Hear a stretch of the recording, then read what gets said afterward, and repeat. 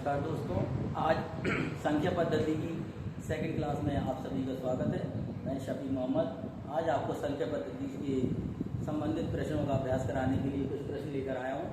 देखिए, यहाँ पर आपके सामने 3 प्रश्न लिखे हुए हैं और हम लोग इस तरह से अध्ययन करेंगे, कंपेयरात्मक यानी तुलनात्मक अध्ययन करेंगे, तो हम लोगों को सारे के सारे क्वेश्चन यहीं पर क्लियर हो जाएंगे और विदाउट आप टेंशन यहाँ पर कॉन्सेप्ट क्लियर कर लेंगे। 3 क्रमागत प्राकृतिक संख्याओं का योग 24 है, तो सबसे बड़ी संख्या बताओ, इनमें से हमको चूज करना है। दूसरा क्वेश्चन है 3 क्रमागत संख्याओं का योग 66 है, तो बीच वाली संख्या बताओ। अब यहाँ पर एक बात देखने वाली है, यहाँ पर 3 संख्याएं हैं। जब 3 संख्याओं का योग है तो हम सबसे पहले 3 का डिसाइड करेंगे, 3 का डिवाइड करेंगे। 3 डिवाइड करने के बाद हमें बीच की संख्या मिल जाएगी। आपकी देखिए प्राकृतिक संख्याएं होती क्या है, अभी हमने कल बताया था कि प्राकृतिक संख्या 1, 2, 3, 4, 5, 6 डॉट डॉट डॉट एक के बाद एक आती हैं। तो जब भी हम 3 प्राकृतिक संख्याओं के योग में 3 का भाग देंगे तो पहले नंबर पे हमारी बीच की संख्या प्राप्त होगी। तो यहाँ पर हमारा योग कितना है, यहाँ पर योग है हमारा 24। हमने यहाँ पर 3 का भाग दिया, 3 से 24 को काटेंगे 8। ये जो हमारा 8 आया हुआ है, ये 3 प्राकृतिक संख्याओं की बीच वाली संख्या है। तो इसके पहले वाली होगी हमारी 7, इसके बाद वाली होगी हमारी 9। हमारा प्रश्न क्या था, हमारा प्रश्न ये था 3 क्रमागत प्राकृतिक संख्याओं का योग 24 है, तो सबसे बड़ी संख्या बताइए। बीच वाली 8 है, बड़ी 9 है, इसके पहले 7 है, तो हमारा आंसर कितना आ जाएगा 9, ऑप्शन नंबर बी। तो पहले प्रश्न का हमारा उत्तर हुआ 9। इसी से रिलेटेड हमारा दूसरा प्रश्न है 3 क्रमागत संख्याओं का योग 66 है, तो बीच की संख्या बताइए। अब यहाँ पर जैसे ही हम 66 में 3 का भाग देंगे, 3 दूनी 6 यानी आया 22। तो ये जो हमारा 22 आया हुआ है, उसके पहले हमारी एक संख्या है 21 और उसके बाद है हमारी 23। ये सबसे बड़ी संख्या, ये सबसे छोटी संख्या है। लेकिन हमारे प्रश्न में पूछ रहा है कि बीच की संख्या बताओ, तो बीच की संख्या क्या हो जाएगी 22, और इसका हमारा उत्तर हो जाएगा ऑप्शन नंबर डी। इसी से संबंधित हमारा तीसरा प्रश्न है, लेकिन थोड़ा इसमें ट्विस्ट कर दिया उसने। यदि 3 क्रमागत विषम संख्याओं का योग 147 है, तो बीच वाली संख्या बताओ।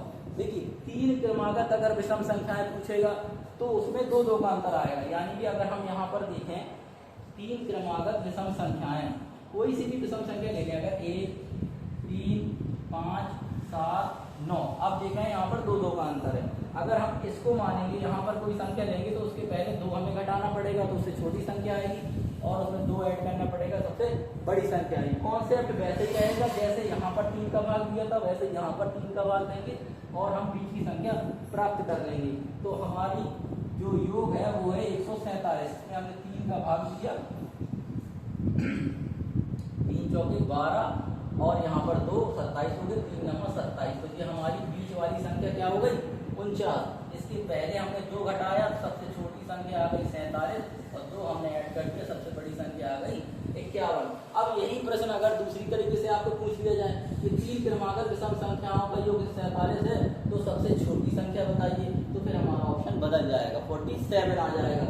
लेकिन हमारा प्रश्न है बीच वाली संख्या, तो यहाँ पर हमारा बीच वाली संख्या 49 है, तो हमारा ऑप्शन नंबर सी आएगा 49। अभी इससे रिलेटेड और 1-2 क्वेश्चन अभी हम लोग अभ्यास कराएंगे। देखिए दोस्तों, ये आगे की प्रैक्टिस। 3 क्रमागत सम संख्याओं का योग 48 है, तो सबसे छोटी संख्या क्या है। अभी इसके पहले हमने जो क्वेश्चन नंबर 3 सॉल्व किया उसमें विषम संख्या का सवाल था। अब ये आ गया आपका सम संख्या वाला। फिर से सेम कॉन्सेप्ट है, जो भी हमारा योग है, संख्या हमारे पास 3 है, तो हम पहले 3 का भाग देंगे, भाग देने के बाद उसमें 2 घटाएंगे तो सबसे छोटी संख्या प्राप्त होगी, 2 जोड़ेंगे तो सबसे बड़ी संख्या प्राप्त होगी। अब यहाँ पर सबसे छोटी कह रहा है, तो हम पहले इसमें 3 का भाग देने के बाद बीच की संख्या प्राप्त करेंगे, इसके बाद उसमें 2 घटाकर सबसे छोटी संख्या प्राप्त करेंगे। देखिए, इसका योग है 3 क्रमागत सम संख्याओं का योग 48 है, तो हमने 48 में 3 का भाग करा। जैसे ही 3 का भाग करेंगे, 3 एकम 3 और यहाँ पर 1 हासिल का 18 हो गया, 3 छक 18, यानी कि हमारी बीच वाली संख्या आ गई 16। और 16 में हम लोग 2 घटाएंगे तो क्या हो जाएगा 14, और 16 में 2 जोड़ेंगे क्या हो जाएगा 18। ये हमारी क्रमागत संख्याएं होंगी। 14, 16 और 18। तो हमें पूछना, हमारा जो क्वेश्चन था उसमें हमसे कहा जा रहा था कि तो हमें सबसे छोटी संख्या क्या है, तो सबसे छोटी संख्या क्या है इसमें 14, ऑप्शन नंबर डी। अब देखिए क्वेश्चन नंबर 5, ये हमारा बहुत ही महत्वपूर्ण प्रश्न है जो कि यूपी टेक 2016 में आया हुआ है। आप देखिए इस प्रश्न में आप जब पढ़ेंगे इस प्रश्न को आपके जहन में आएगा कि वाकई बहुत इजी है और हम इसको आसानी के साथ कर सकते हैं। देखिए 3 के 3 क्रमागत गुणज, संख्याओं का योग 99 है तो ये गुणज होंगे 3 के 3 क्रमागत गुणज। क्रमागत का मतलब बिल्कुल सिंपल सा है। अब यहाँ पर 3 के गुणज यानी कि ऐसी संख्याएं जो 3 का जिसमें भाग जाता हो, इंग्लिश में इसको मल्टीपल बोलते हैं, हिंदी में गुणज बोलते हैं। तो इसको क्या है, ऐसी संख्याएं हमें चुननी है जिसमें 3 का भाग जाता हो। सेम सिचुएशन इसके साथ रहेगी, 99 का योग है, 3 का इसमें हम लोग भाग करेंगे, तो जब कट करेंगे 99 को तो बीच वाली संख्या हमारी प्राप्त होगी 33। अब आपको ये याद रखना है, यहाँ पर आपको 2 नहीं घटाना है, ना ही यहाँ पर 2 जोड़ना है। क्या है, 3 के गुणज है तो हम क्या करेंगे 3 घटाएंगे। तो पहली इससे सबसे छोटी संख्या प्राप्त होगी 33 और इससे बड़ी प्राप्त होगी 36, यानी 30, 33 और 36 ये हमारे 3 के गुणज है। तीनों संख्याएं और तीनों क्रमागत हैं और तीनों का योग 99 आने वाला है। अब हमारे प्रश्न में पूछ रहा है तो ये गुणज होने यानी तीनों पूछ रहा है हमसे। तो अब हम ऑप्शन देखेंगे, हमारे इसमें 24 ये है ऑप्शन नंबर 3 सी, 30, 33 और 36। बहुत सारे प्रश्न ऐसे भी होते हैं कि जिसमें हम लोग ऑप्शन से ही पता लगा लेते हैं कि कौन सा ऑप्शन होगा या कौन सा ऑप्शन नहीं होगा। यहाँ पर जैसे पहले ऑप्शन की हम लोग बात करें तो यहाँ पर क्या है 24 तो हमारा जो है 3 का गुणज है, 33 भी 3 का गुणज है, लेकिन इन दोनों के बीच में जो अंतर है वो ज्यादा है, 3 से ज्यादा का अंतर है, यानी ये वाला ऑप्शन नहीं हो सकता। यहाँ पर 32 है और 33 है, यानी कि हम इस ऑप्शन को देख के ही पता लगा सकते हैं कि ये वाला ऑप्शन हमारा नहीं होना, ये वाला ऑप्शन हमारा नहीं होना, इनमें से कोई नहीं है। इसको बाद में देखते हैं, केवल इसको वर्ड चेक कर लेते हैं अगर हम लोग, तो शायद हमें हल करने की भी जरूरत नहीं पड़ती। बहुत ईजी था, आपको समझ में आया होगा। अगला क्वेश्चन, अब हम लोग अभाज्य संख्याओं के कुछ सवाल देखेंगे और बहुत ही इजी सवाल आते हैं अभाज्य संख्याओं के। यहाँ पर देखेंगे सबसे छोटी अभाज्य संख्या, इसका ऑप्शन है 2, 5, 3 और 7। ये यूपी टेट 2017 में आया हुआ है। अब बताइए इस क्वेश्चन को आपको करने में बहुत ज्यादा समय लगने वाला है क्या? बहुत इजी है। सबसे छोटी अभाज्य संख्या आप जानते कितनी होती है? 2 होती है। अगर आपको एक बार और रिकॉल करा दें, अभाज्य संख्याएं होती क्या है? अभाज्य संख्याएं वे संख्याएं जिनके 2 गुणनखंड होते हैं, एक और वही संख्या, उन्हें हम लोग अभाज्य संख्या कहते हैं। जैसे 2, 3, 5, 7, 11, 13, 17, 19, 23 ...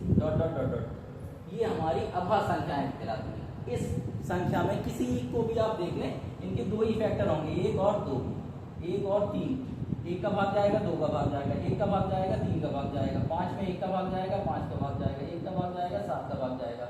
इनमें वही संख्या और 1 के अलावा किसी का भाग नहीं जाता है, यानी कि 2 गुणनखंड जिसके होते हैं उसको हम लोग अभाज्य संख्या कहते हैं। अब आप प्रश्न देखिए, सबसे छोटी अभाज्य संख्या, तो आंसर हो गया। 1 मिनट भी आपको नहीं लगा, आपने आंसर कर लिया। अब यहाँ पर दूसरा प्रश्न देखिए, 1 से 30 तक की सभी अभाज्य संख्याएं हैं। 10 होती हैं, 12 होती हैं, 11 होती हैं, 13 होती हैं। तो भाई यहाँ पर हमने अभाज्य संख्या लिखी है, एक बार देखेंगे। 1, 2, 3, 4, 5, 6, 7, 8, 9। अभी कहाँ हमसे पूछ रहा है 30 तक की, हमने तो यहाँ पर 23 ही लिखी। और आगे बढ़ाते हैं, इसके बाद क्या आ जाएगा 29, और 29 के बाद जो भी संख्या लेंगे वो हमारी 30 से ज्यादा हो जाएगी। तो हमें 30 तक की लिमिट, 1 से और 30 तक के बीच में कितनी अभाज्य होती हैं, तो हमने पूरी लिखी। आप गिन लीजिए, 1, 2, 3, 4, 5, 6, 7, 8, 9, 10। यहाँ पर ऑप्शन देखिए 1, 10 से पहले नंबर पे 12, 11, 13, यानी ऑप्शन नंबर ए 10। अब ये भी आया हुआ है, हरियाणा टेट में आया हुआ 2014 में। बहुत ही इजी क्वेश्चन आते हैं, आपको बस अपना कॉन्सेप्ट क्लियर रखना है और आपको गणित के सवाल करने में भी बहुत ज़्यादा टाइम नहीं लगेगा। एक माइंड से आप निकाल दीजिए कि आपको गणित में बहुत ज़्यादा टाइम लगने वाला है। 50% सवाल आपके जैसे और सब्जेक्ट के होते हैं, हिंदी और संस्कृत के, वैसे ही गणित के होते हैं 50% क्वेश्चन, जिसमें आपको देखते के साथ आंसर बन जाएंगे। जैसे एक और आवाज संख्या से रिलेटेड क्वेश्चन है, एक आवाज संख्या होती है। अब यहाँ पर आवाज संख्या लिखिए, इसके बारे में ऑप्शन, एक सम संख्या, तो एक तो सम संख्या है, दो बाकी तो क्या है, विषम संख्या है। तो हम श्योरली ये थोड़ी ना कह सकते केवल सम संख्या होती हैं, तो सम भी होती हैं और विषम भी होती हैं। तो एक सम संख्या यानी ये वाला ऑप्शन हमारा गलत हो गया। एक विषम संख्या, ये भी हमारा ऑप्शन गलत हो गया, क्योंकि बाकी विषम है, एक सम है, और ना सम होती है पूरी तरीके से, ना पूरी तरीके से विषम होती है। एक संयुक्त संख्या, संयुक्त संख्या का दूसरा नाम होता है भाज्य संख्या, यानी जिसके दो से ज्यादा गुणनखंड होते हैं। तो ये वाला भी हमारा ऑप्शन कैंसिल हो गया, यानी कि जो इसमें 3 ऑप्शन दिए हुए हैं वो हमारे आंसर नहीं है, तो इसका हो जाएगा चौथा, इसमें से कोई नहीं। तो आपने देखा आज के तो हमने 8 क्वेश्चन पढ़े हुए हैं, सारे के सारे क्वेश्चन बहुत इजी थे, टेट में आए हुए भी थे। तो आप लोग जो है इसका अभ्यास करें और अपना